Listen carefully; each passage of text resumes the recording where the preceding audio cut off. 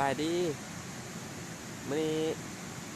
มื้อนี้เนาะมื้อค่ำเนาะมื้อค่ำมานอนป่าเนาะมานอนแคมป์นำไปซื้อกลับเพื่อซื้อกลับเล็กเนาะบ่ได้ถ่ายให้เบิ่งจับโทรศัพท์ยากเนาะเดี๋ยวไปยามก็จับยากบ่ได้ถ่ายให้เบิ่งเนาะมานอนอยู่แคมป์นำหนาวเลยเนาะนอนที่นี่แหละปูบ่กลัวจะก็นอนเฝ้ากองไฟอยู่นี้เนาะนอนเฝ้ากองไฟ2 คนกันนอนนั้นทางก็นอนบอนนี้แหละปูเบื่อกล้วยเสื้อก็นอนมันจะนอนอยู่กลางแจ้งพุ่นมาครับลังไฟเสื้อเปะกกกอไม้พุ่นน่ะหนาวเห็นยายมานอนอยู่วันนี้เนาะวันนี้กะห่มเลยนึงแม่เราบ่ได้เอาผ้าห่มอันเดิมมาบ่มีผ้าห่มจะนอนเฝ้านอนออมกองไฟตัวหนูก็อยู่โถงเนาะพยายามเถื่อเดียวนึงมาครับนอนตื่นมาก็3 โมงอย่างนะบ่ได้พยายามนะ2 คนหนึ่งก็ไปย่ามหมองเสือหมองอันนี้เป็นน้ำขวางไล่มาแต่เมืองน่าจะออกไปเซอร์ไล่ไปเซอร์น้ำดิกเนาะน้ำขวางนี่นะน้ำมอกลงเต็มทางนั้นก็บ่เห็นฟูเลยน้ำมอกละก็ไม้เยอะหนึ่งขามาจะนอนอยู่ที่แปลกกก็ไม้หั่นน่ะ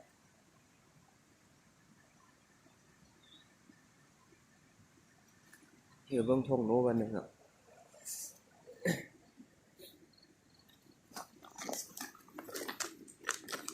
โน้น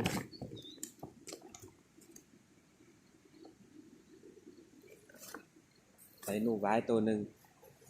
แล้วก็เดือนนั้นก็หนูไว้แต่ตัวเดียวเท่านั้น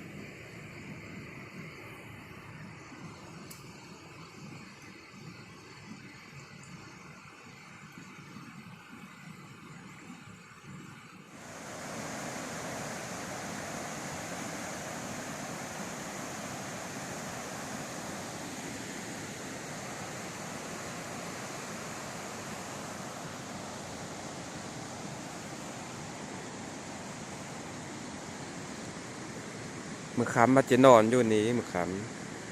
ำแต่ว่ากลางแจ้งพุ่นเนาะน้ำมอกลงหนาว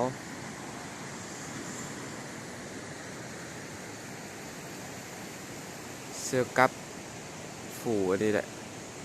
เรียบมาทางนี้ลงไปอันนั้นก็น้อยไปยามเมื่อเนาะยังไปกูกับเล็กหนึ่งปะอยู่หั่นมันไปยามเถื่อหนึง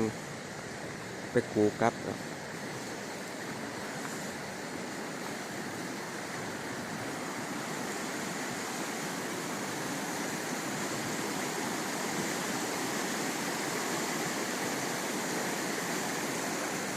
คันบนหนาวนี่ว่าที่ลงเก็บไ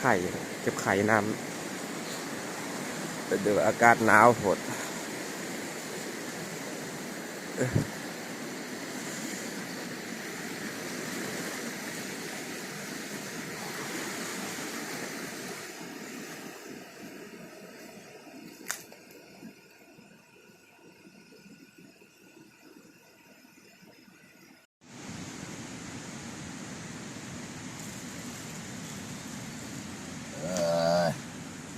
แต่ว่าเดินก็ไล่ซ้ำนี้หน่อยเนาะไปเนาะ แต่สมันเลยเนาะ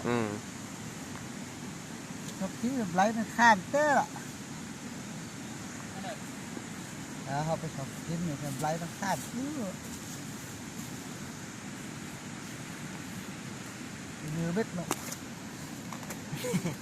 แต่ตัวเดินก็ซ้ำนี้นู่นแต่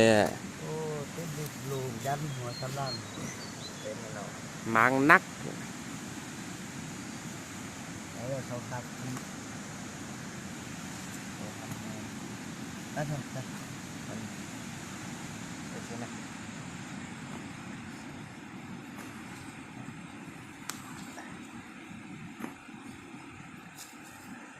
ตัวขับเป็นตัวเดินในหินเยอะเลยนั่นเลยมันก็ขับเยอะเลย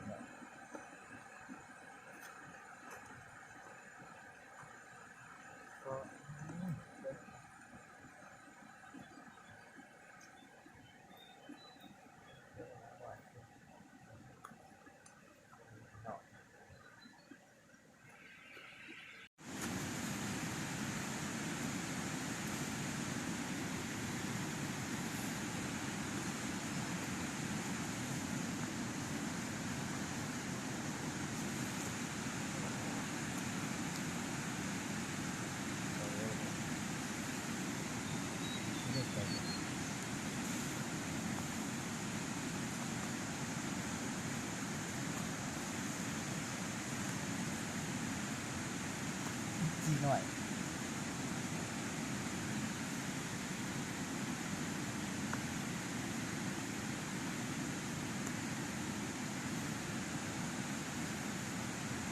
บอกโอเค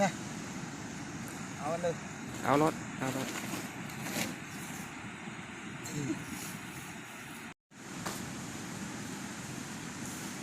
ไปติดปั้นไอ้เรือมันล่างกันเนาะ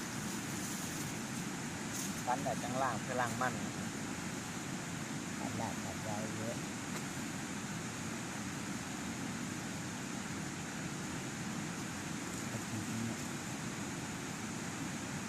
เอสหนึ่งอันก็3ไต่ฟัดเนื้อแต่ข่อย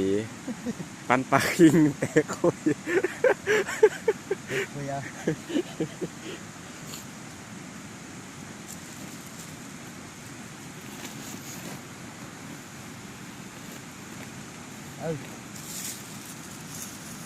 แต่ทุ่งสุบเอาเลยเอาชัวแต่ทุ่งไปเกินหน่อยไป